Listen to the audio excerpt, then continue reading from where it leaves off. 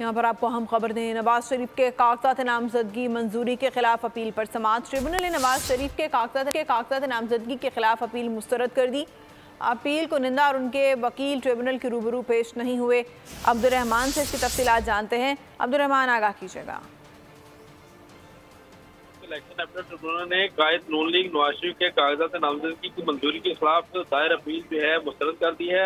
Election tribunal ने नवाज शरीफ के कागजात नामजदगी के खिलाफ दायर अपील को नाकाबिल समाअत करार देते हुए इसे मुस्तरद किया है, जबकि अपील को निंदा और उनके वकील ट्रिब्यूनल के रूबरू पेश नहीं हुए।